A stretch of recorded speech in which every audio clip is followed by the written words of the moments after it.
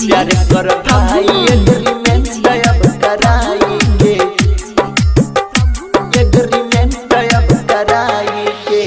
आजकल के दुनिया न बाटे अब भलाई के, आजकल के दुनिया न बाटे अब भलाई के। प्यार कर भाई एग्रीमेंट अब कराई के, प्यार कर भाई एग्रीमेंट अब कराई के। फाइनल रहा रोए के परी ना दिल दुखाई के।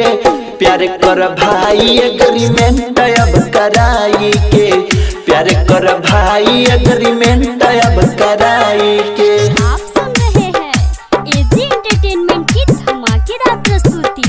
प्यार कर भाई एग्रीमेंट अब कराई के, एग्रीमेंट अब कराई के।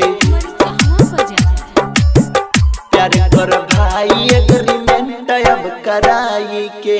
दुई चार दिन खातिर हंस के बतियावेली, मिल जाला दोसर जब लगे हटावेली, लगे हटावेली, लगे हटावेली।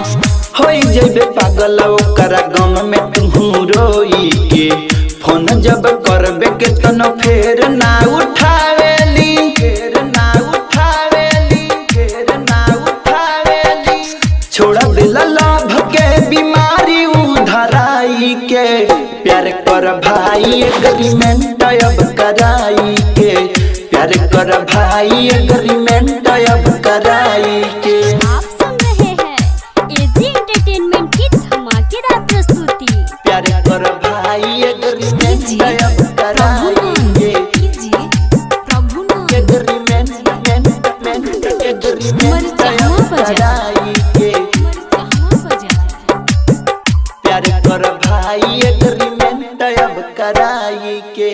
बाबू सोना कही अपना पीछा घुमावेली, कर कोनो गलती तो दू चार गो सुनावेली, चार गो सुनावेली, चार गो सुनावेली। राइटर मिठू बसंत धोखा कइले बा, बिटू कुनाल लेखा दर्द के छुपैले बा, दर्द के छुपैले बा, दर्द के छुपैले बा। ढा दिली लाई की सीढ़ी पर चढ़ाई के। प्यार कर भाई एग्रीमेंट अब कराई के, प्यार कर भाई एग्रीमेंट अब कराई के।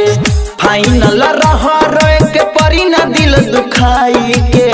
प्यार कर भाई एग्रीमेंट अब कराई के, प्यार कर भाई एग्रीमेंट अब कराई के। तमाशा डिजिटल रिकॉर्डिंग स्टूडियो।